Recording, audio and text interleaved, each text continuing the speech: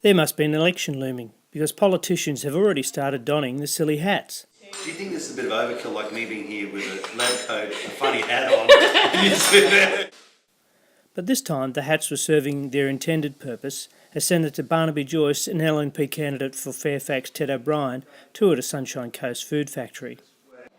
We manufacture quality, premium fresh salad dressings and sauces, and that means sourcing the best ingredients from the local area, applying science, innovation, and making really high quality niche products. Senator Joyce came to see how businesses such as this manufacturer of gourmet sauces and salad dressings is contributing to the future of our farming sector. That's mango and chilli. It is. It's one of our most popular dressings on the market. Any good? That's beautiful. You just have a crack at that. Is it hot?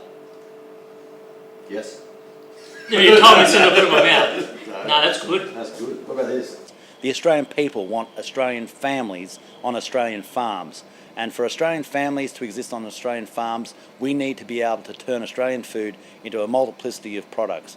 That's why it's great to be here today and see people who are absolutely at the forefront of trying to value add to our great farming produce, to see mangoes, to see chilies, to see eggs, all utilised and show how the sunny coast is right at the forefront of value adding to our rural produce. The company is growing and takes pride in producing quality products that are shipped across Australia.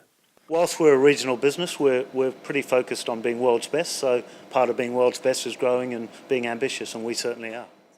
Ted O'Brien sees great potential for the food industry here on the Sunshine Coast. Anyone who thinks the days of farming on the coast are gone are wrong. But it takes investment, it takes energy, and it takes a real commitment. The great thing is we have a wonderful starting point. Farming on the Sunshine Coast is a core competency, just like it is for Australia. But what we need to do is have a strong government that recognises its importance in Canberra and here locally.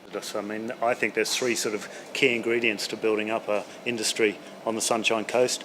People, we've got fantastic people. Capital, we're starting to get some capital coming to the areas, and infrastructure, probably the third one.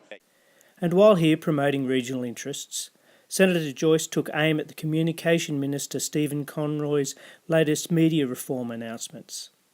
Senator Joyce is concerned about their impact upon regional media outlets, the motivation for the changes, and the haste in which they are being pushed through Parliament.